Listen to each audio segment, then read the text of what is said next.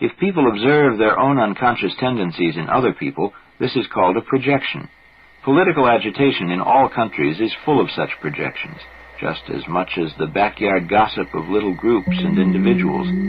Projections of all kinds obscure our view of our fellow men, spoiling its objectivity, and thus spoiling all possibility of genuine human relationships. And there is an additional disadvantage in projecting our shadow. If we identify our own shadow with, say, the communists or the capitalists, a part of our own personality remains on the opposing side.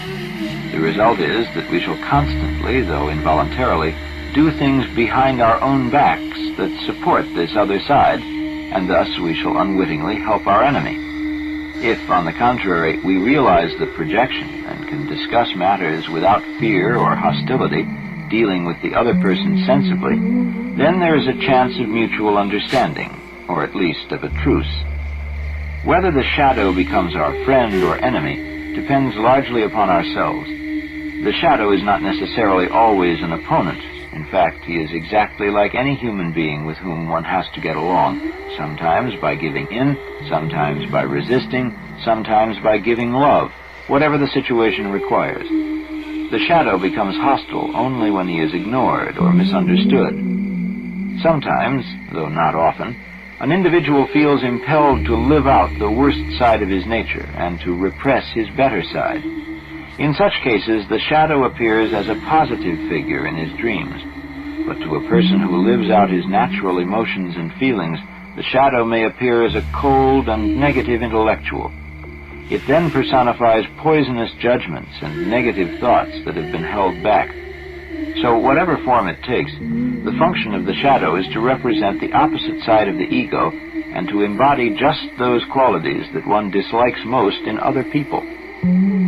It would be relatively easy if one could integrate the shadow into the conscious personality just by attempting to be honest and to use one's insight. But unfortunately, such an attempt does not always work. There is such a passionate drive within the shadowy part of oneself that reason may not prevail against it. A bitter experience coming from the outside may occasionally help. A brick, so to speak, has to drop on one's head to put a stop to shadow drives and impulses.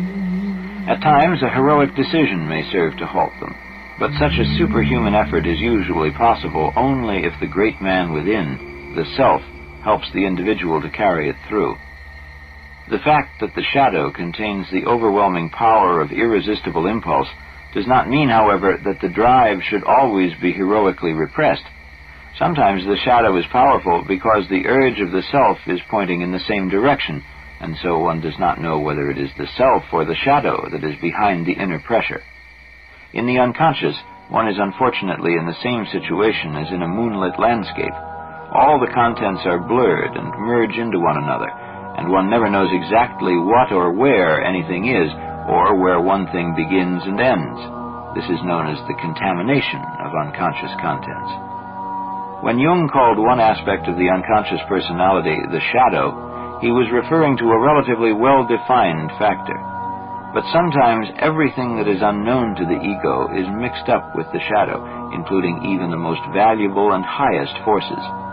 In a case when the dream itself does not make things clear, the conscious personality will have to make the decision.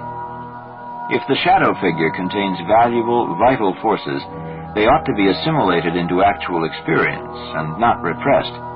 It is up to the ego to give up its pride and priggishness and to live out something that seems to be dark, but actually may not be.